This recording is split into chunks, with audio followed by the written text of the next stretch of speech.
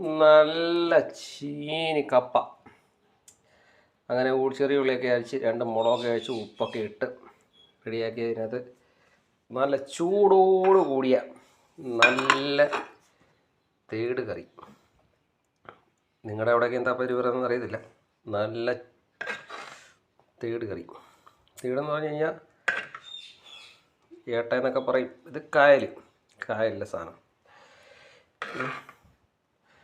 ഇതുമായിട്ട് കഴിച്ച് ഒന്ന് നോക്കിയാൽ എന്നാ ടേസ്റ്റായിരിക്കും.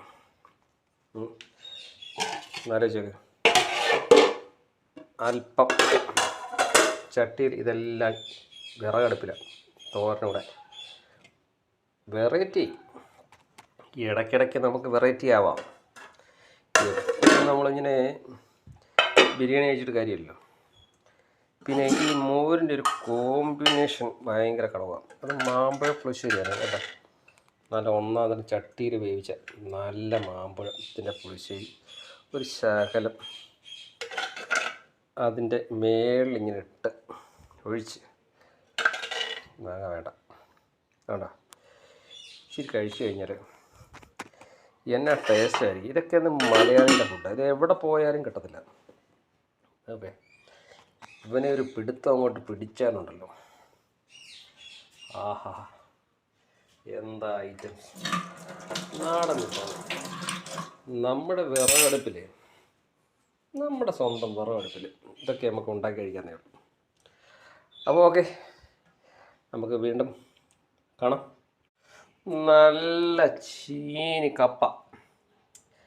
അങ്ങനെ ചെറിയ ഉള്ളിയൊക്കെ അരിച്ച് 2 മുളകൊക്കെ അഴിച്ച് ഉപ്പൊക്കെ ഇട്ട് റെഡിയാക്കിയതിനകത്ത് നല്ല ചൂടോട് കൂടിയ നല്ല തേട് കറി. നിങ്ങളുടെ അവിടെയൊക്കെ എന്താ പേര് പറയുന്നതെന്ന് അറിയത്തില്ല. നല്ല തേട് കറി. തേടെന്ന് പറഞ്ഞു കഴിഞ്ഞാൽ ഏട്ടയെന്നൊക്കെ പറയും. ഇത് കായലിലെ സാധനം.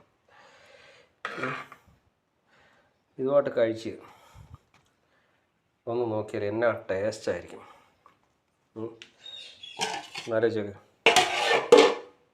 അല്പം ചട്ടിയിൽ ഇതെല്ലാം വിറകടുപ്പിലാണ് തോരനൂടെ. വെറൈറ്റി. ഇടയ്ക്കിടയ്ക്ക് നമുക്ക് വെറൈറ്റി ആവാം. നമ്മളിങ്ങനെ ബിരിയാണി കഴിച്ചിട്ട് കാര്യമില്ലല്ലോ.